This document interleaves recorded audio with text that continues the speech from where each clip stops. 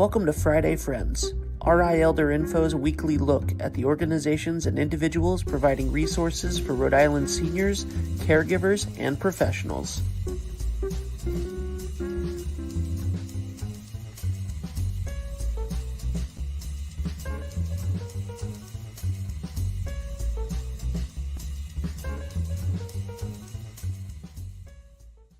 When 3, 2, 1, go. Good morning, everybody. Welcome to Friday Friends. I am Deb Burton, your host and Executive Director of RI Elder Info. As you know, RI Elder Info maintains the most comprehensive resources for seniors, caregivers, and professionals. And every Friday, I come on and share resources with you. So today we are talking about a really, really important subject that is near and dear to my heart. So I want you to hit the like button and the share button to help get the word out. I am so grateful to our sponsors that enable us to bring this information to you. So big shout out to Point 32 Health Foundation and Aetna, United Health, Oak Street Health, 321 Media, England Studios, JD Solutions. We would not be able to bring you this information that is so critical this month. May is Mental Health Month. It's so critical. We couldn't do this without the support of our sponsors as well as our individual donors. So again, hit the like button, hit the share button, and help us get this information out to as many people as possible. You don't know who you may be helping. So I would like to welcome Kimberly from the Providence VA. Hi, Deb. So Kimberly, can you tell everybody what it is that you're doing? Sure. So my role at the Providence VA Medical Center is called Community Engagement and Partnership Coordinator. And basically, we are the public health arm of our clinical suicide prevention team. And our mission is to leverage the power and the support of our community stakeholders to take action steps towards reducing veteran suicide. This is so important, Kimberly. Is veteran suicide on the rise? Is it holding steady? Is it going down? Where does it stand? That's a great question, and it's really complex. However, I will be able to share that according to our recent data, we did have 343 fewer veteran deaths by suicide in 2020, and that's our most recent data. But we need to do better. Nationally, according to our most recent research, Absolutely. like I said, suicide did decline in 2020.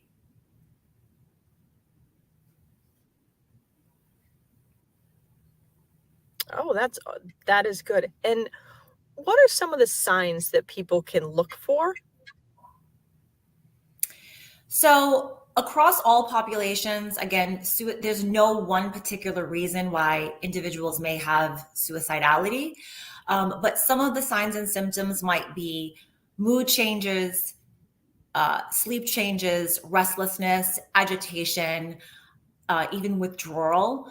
But again, I just want to get the message out that it's such a personal issue, and that it's always important to check in with those individuals who may be exhibiting signs of suicide or who may even be talking about it, but might not even be showing those symptoms. It's important to reach out to those individuals who you think might be struggling with a particular issue. So I know that my connection is a little jumpy, so I'm going to pop out and pop back in. But in the meantime, Kimberly, can you please share, are there resources for people to reach out to at the Providence VA or in the community? So if you are someone who is struggling, that you can get the help you need, or if you know someone who's struggling, you can reach out on their behalf? Sure, absolutely. So of course, I want to plug in our Veterans Crisis Hotline, which is 1-800-273-8255, press 1, or even much more easier, the 988. So the reason why I started with that 1-800 number is because that is a number that many of our veterans know, but we want to make sure that nationally we have made it a lot easier for folks. And it's basically just 988, you press 1, and you will be directed to an individual who can triage your situation and get you the help you need. Of course, always, if you are in acute crisis, please always call 911. Additionally, for veterans, we have same day access, which many folks don't know about. We have an urgent care department embedded in our mental health clinic.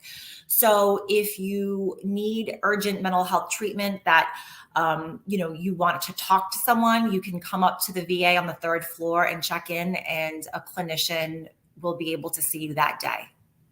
That is amazing, because I think sometimes we don't realize how quickly someone may spiral. I think that we've seen some incidences in the news in the past month where maybe family members recognized a loved one was having some challenges, and then it really spiraled very quickly. What can family members and friends do if they think that someone may be struggling and may be considering these options? That's, again, a great question. Again, at the Providence VA, we are expanding our services, not just within the VA, but in the community. So again, we want to, reach out to our community partners and, of course, bring them into the mix. So if you are a veteran and you have family members, there are some programming that your family can join into. But there's always our, community partners like BH Link is a community organization that can help family members get connected to services if they need them. We also encourage, family members to come to veterans appointments so that they can also, share some collateral information, but also maybe gain some resources for themselves. We do have a caregiver support program. I can't speak too much about it because it's not my program, but they offer a variety of services for veterans of all populations, even in the elder population. So they have some, caregiver specific programs, as well as programs that help support the veterans or their family members. That's awesome. And I know at one time the Providence VA offered, for example, gun locks and things like that. Are those still options? Absolutely. Any veteran who requests a gun lock, we will either mail it to you, or if you come in, we can give it to you. Also, we are hosting a whole bunch of outreach events. As you know, you're going to be joining us in June, so thank you. Gun locks are always available for veterans and or family members. So please, if you need a gun lock, we want to promote secure storage. We are not here to take your firearms away. We just want to make sure that, number one, you stay safe, but also we don't want to get them into the wrong hands. So it's really important to secure your firearms and any unused or unneeded medications. I think that's really important that people hear that as well, because we may have medication in our cabinet that, we say, oh, we're going to save it just in case, not realizing that someone else may go into our cabinet and access it for very unfortunate reasons. Yes. So I think that's really important. Most police stations, state police stations, pharmacies, they have a drug take back box, and you can go in for free. It doesn't matter what the medication is. They don't, let me take that back. They don't allow you to deposit needles, but you can deposit any other medications right into it. It kind of looks like a mailbox, and it's a way to get the medications safely out of your home. Absolutely. Risk. And if you go on the DEA website or even CDC, if you just Google it, they'll actually inform you of how to dispose of them properly within your home as well.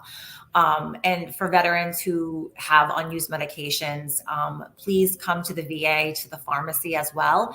And they can also provide you some disposable bags that you can dispose of them properly. We obviously don't want them to get into the water system or our sewer system, so we want them to be disposed of properly.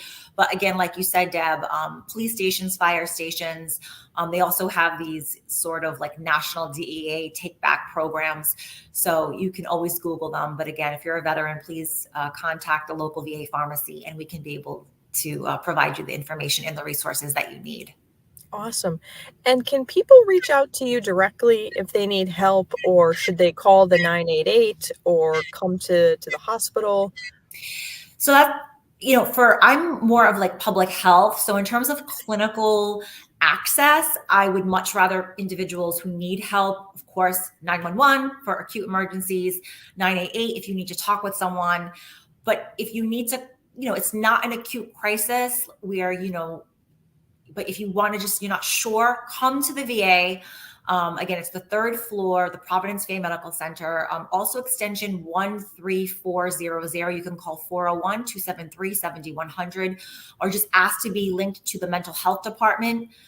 Again, if you are already enrolled in VA care, you can be transferred to your clinician or the service that you are treated in. But of course, you can also call that extension 13400. They can transfer you to urgent care and, get you the help that you need. That's awesome. And are there services that are different for male veterans versus female veterans? So, we are seeing a rise in female veterans coming in. Many folks don't realize, but women are combat veterans too. Yes. But there are some unique differences, and we want to, ensure that we are acknowledging the unique needs of a woman. So yes, all the services in terms of mental health, medical services, specialty services are available to both our female and male veterans. But we do have some unique programming for women's veterans. We have a women's veteran care coordinator. We also have a clinic specifically designed for women in their needs, medical needs and mental health needs. So yes, there are definitely gender specific programs, but again, all of our clinicians are trained to, identify and assess and handle all of our veterans' needs. But absolutely, yes, we have a great team of clinicians who can handle those specific needs. Awesome. And I think you have an event coming up in June in Newport. I do. Thanks, Deb. So on Tuesday, June 13th, from 11 a.m. to 2 p.m. at the Newport Public Library, we're going to be hosting a community veterans wellness fair, and all are welcome. If you are not a veteran, please still feel free to come. Deb's going to be there. We are going to have an all-star lineup. We're going to have members from the community like yourself. We're going to have Medicare, RIPIN, MTM, of course, Providence VA Medical Center, as well as the Vet Center. And it's going to be an opportunity to just kind of gather information, exchange resources, get connected to folks that you may or may not know. I want to just, a big thanks to our friend Joe Logue at the Newport Public Library. The library community has been so supportive of us. We're really sort of reaching into the community because we believe that, libraries are a place where, people can not just get information, but we are enhancing connectedness. And that's actually one of the priority areas that we are focusing on, Deb. May is Mental Health Month. And, again, suicide is such a complex issue, but lack of connectedness is such a risk factor for any sort of mental health issue, not just suicide. So we want to bring that space and cultivate that place of community. Absolutely. And that sense of connectedness is something that I think becomes a greater struggle as we get older and may become socially isolated. And so I think it's really important that we reach out and get connected with people. It doesn't have to be something that is extremely labor intensive. It could be just calling up and saying, hey, I'm at the coffee shop. How do you take your coffee? I'm going to come by. Just reaching out, a phone call, letting people know that you care and that you're there if they're experiencing a crisis. One of the interventions that we do with our veterans who are at high risk, and this is something that I've expanded on and I hope to do around the holidays, is there's an actual intervention called caring contacts. And it's something just as simple as that, Deb. It's a letter, a text, a phone call, and just saying, hey, how are you? I'm thinking of you. No pressure, but if you need someone to talk to, here I am. So something as simple as that human interface, that human connection is just so important with all ages. In Rhode Island, we actually have an older veteran population. Absolutely. So I think it's very important to share that. The Rhode Island statistics show that almost 60% of veterans in Rhode Island are over the age of 65. That comes from our SAMHSA friends who did a landscape analysis of our veteran population in the state of Rhode Island. And so, again, it's, not just our, veterans who are coming home, but we still must serve our veterans who have served us in past wars and conflicts. So, again, that simple, message of hope or a sense of just being, there for someone is so important. Absolutely. Absolutely. And, I think that might be a program that we should talk about more offline and how we might be able to amplify that. Because I think that's really, really important. So for everybody, just again, what are the top 3 things that people should be aware of if someone is in crisis or knows someone in crisis? So we have a great training. It's called SAVE, and I'm not going to get into it, but the 3 things is signs and symptoms. If someone that you know is acting differently or speaking differently, ask the question. Okay, so first is signs. Ask the question, are you okay? Are you having thoughts of harming yourself? I know that might be a hard pill to swallow for someone that you might feel like uncomfortable not knowing to say, but ask, because people will tell you. Provide support, try to kind of, not react to that if they say yes, and then get them the help. So understand the signs, ask the questions, and respond and act and get them the help that they need. And again, 988 is a national hotline. Even if you just have a question, they might be able to connect you. Like I had said, in Rhode Island, we have BH Link. Our partners are great. They'll get you the resources, or they will send you over to the Veterans Crisis Hotline, where a designated individual will get you connected to someone at the Providence VA Medical Center. That is awesome. I think it's so important that we be able to reach out. I'm glad that you were able to come on the show today and share this information, because we never know. This might be something that saves someone's life. And that's why it's super important that people hit the like button and share this, so that, the stats that I've seen are 21 people a day, 21 veterans a day. And the reality is, one veteran taking their life is too many. One is too many. And there are anchors of hope that those numbers have decreased. However, we need to do better, and we need to have continued courageous conversations like this, and not feel judged or shamed, but to discuss this and get individuals connected to the help that they need. Yeah. And I think it's scary sometimes to ask someone, do you have a plan to hurt yourself? And to ask that question and wait for the answer. I think for everyday folks, that can be an uncomfortable position, but I would say I would rather be in that uncomfortable position and help my friend get help than avoid that conversation and perhaps be going to their funeral. Absolutely. Absolutely. And for those who are interested in learning more about our SAVE training, sort of like a gatekeeper training, if you go to psycharmor.org, there are some resources that can help, individuals who may not have experience in mental health get our SAVE training, but also there are going to be some outreach events that I hope folks can come, and I know you'll post them and share them, Deb, where there are other individuals across our state, Rhode Island Department of Health, BHTDH. These are all of our community partners who are going to be also being able to share some resources and also trainings for the community, so that at least you might be able to know what to do if you do come across someone who might be having some signs and symptoms of depression, anxiety, or suicide. That's awesome. So I'm glad that you came on today. I want to just reiterate that if somebody is out there and they need help, that they reach out and get the help that they need. Ask your friends, ask your loved ones. And, as you said, call 988 and hit number 1.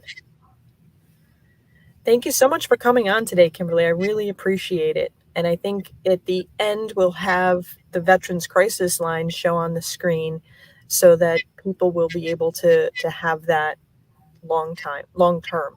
So thank you so much today. Thank you, Deb. And again, I look forward to having that conversation about some possible projects in the future for you and I. Much appreciated. Thank you for all you do for us and for our veterans. Thank you. I look forward to seeing everybody next week. Right here, 9 a.m. on Friday. In the meantime, be well and be kind. If you liked this video, please follow us on social media and subscribe on YouTube. For more information, visit rielderinfo.com or call 401-585-0509. If you have any questions, email deb@rielderinfo.com.